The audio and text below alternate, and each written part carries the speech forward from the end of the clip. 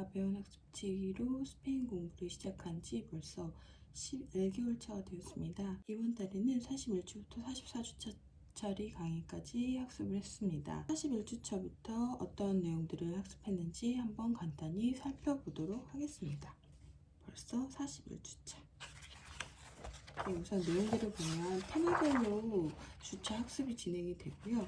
맨 처음에 보면 이렇게 테마별 필수 어휘에 대해서 나옵니다. 이 부분은 미리 본인이 스스로 학습을 하면 되는 부분이고요. 본격적으로 강의는 문법 강의부터 시작을 합니다. 이번 문법에서는 새롭게 양보 접속사라는 개념이 등장합니다. 비록 뭐뭐이지만 뭐뭐임에도 불구하고 라는 의미로 앞에 문장이 뒷문장의 행동에 영향을 끼치지 않는 경우에 사용합니다. 양보 접속사로 시작되는 절을 양보절이라고 하는데요. 이때 사용되는 동사가 직설법인지 접속법인지에 따라 문장 전체 의미가 달라진다고 합니다. 예문을 통해서 자세한 설명들이 이어지기 때문에 좀 이해하는 데 크게 어렵지는 않습니다. 그리고 이어지는 내용은 관사와 숫자, 기수에 대한 내용이 나왔고요. 그 다음에 그 기수를 언제 사용하는지 사용법에 대해서도 간단히 설명을 해주고 있습니다. 그리고 접속법의 현재 완료에 대해서도 새로운 내용들이 또 등장합니다. 이렇게 강의를 듣고 나면 이런 엑서사이즈 문제들이 나오는데요. 저는 이번에는 좀 시간이 없어갖고 다 못 풀었는데 이런 문제들까지 다 풀어놓으면 훨씬 도움이 많이 됩니다. 회화 강의에서는 제외 접속사와 포함 접속사를 활용한 표현들에 대해서 나옵니다. 제외 접속사는 말 그대로 무엇을 제외하고 라는 뜻을 갖고 있는 접속사고요. 그 다음에 포함 접속사는 무엇까지 포함해서 이런 뜻을 갖고 있는 접속사예요. 이걸 활용한 표현들을 한번 함께 알아봤습니다. 반의 접속사. 말 그대로 하지만 반대로 그렇긴 하지만 어떤 경우에든 이런 반대되는 앞에 문장과 뒤에 대조될 때 쓰는 접속사를 반의 접속사라고 하고요. 그런 다양한 경우에 쓸 수 있는 표현들도 이렇게 등장합니다. 이번 41주차 강의에서는 접속사를 다양하게 배울 수 있었습니다. 42주째 강의를 시작합니다. 새로운 문법이 등장을 합니다. 드디어 이제 나오는 게 수동태죠. 영어 처음 배울 때 정말 수동태의 개념을 이해하는데 너무 어려웠었거든요. 그때는 이제 외국어를 처음 배웠던 시기이기도 하고 또 한국에 완전히 없는 개념이기 때문에 조금 이해하는데 어려움이 있었지만 그래도 영어를 하고 난 후에 지금 스페인에서 나온 수동태가 나오는 거기 때문에 개념 자체는 그렇게 이해하기 어렵진 않았습니다. 처음에 나오는 부분이 세르 플러스 PP 수동태의 형태에 대한 표현입니다. 이거는 보통 구어체로 사용하진 않고 문어체로 많이 사용을 한다고 해요. 그래서 이런 내용들을 좀 살펴볼 수 있었고요. 그리고 수도게세라는 내용이 나오는데요.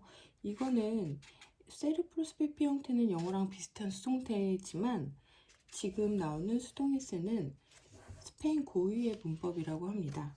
주어 플러스 세 플러스 3인칭 변화 동사 이런 구조로 되어 있고요. 수동에세는 언제 어떻게 사용을 하냐면 행위자가 누구인지 중요하지 않을 때, 행위자가 누구인지 모르거나 문맥상으로 행위자를 짐작할 수 있을 때, 혹은 행위자가 일반 다수의 사람일 경우에 사용을 합니다.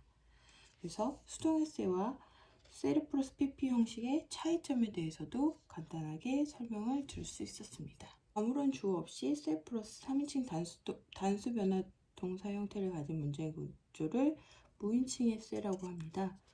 그래서 이거는 많은 사람들이 하는 행동이나 일반적인 행동을 표현할 때 사용을 한다고 해요. 그래서 보면 수동의 세와 어떻게 다른지, 그 다음에 언제 무인칭의 세를 사용하는지 등등에 대해서 이렇게 설명을 하고 있습니다. 회화 표현에서는 순서 연결사에 대해서 나옵니다.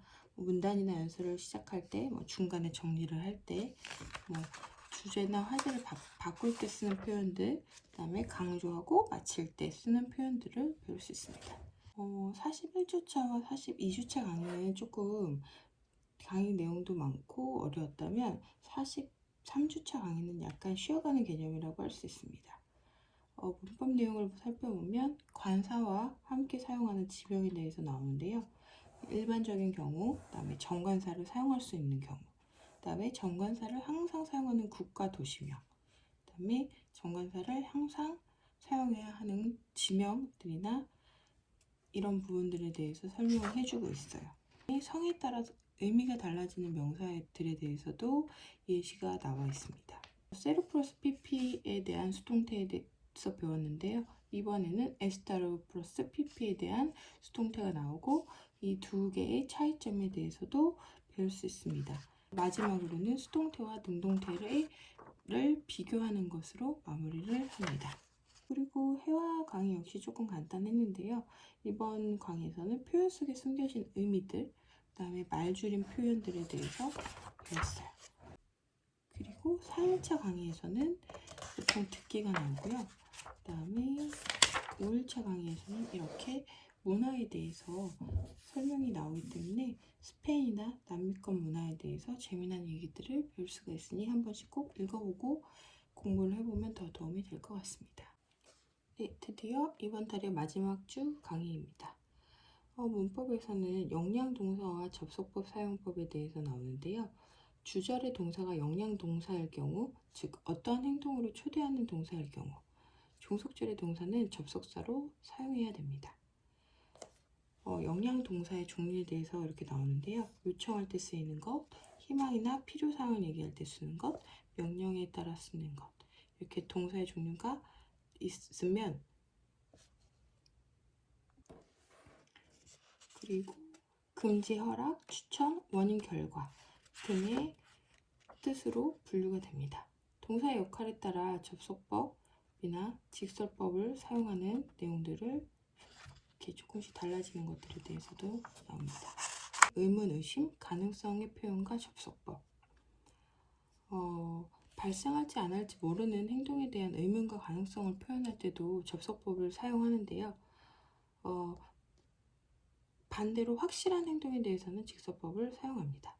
그래서 의문, 의심, 그다음에 가능성의 표현들, 이런 예문들이 좀 나오고요. 사용하게 되는, 함께 사용할 수 있는 동사들. 그리고 주절과 종속절의 주어가 동일할 때, 그다음에 접속법을 사용하는 가능성을 표현하는 부사, 직설법을 사용하는 가능성을 표현하는 부사. 이런 부분에 대해서도 설명이 이어집니다. 그 다음에 미래 시제로 가능성을 표현하는 방법도 알 수 있습니다.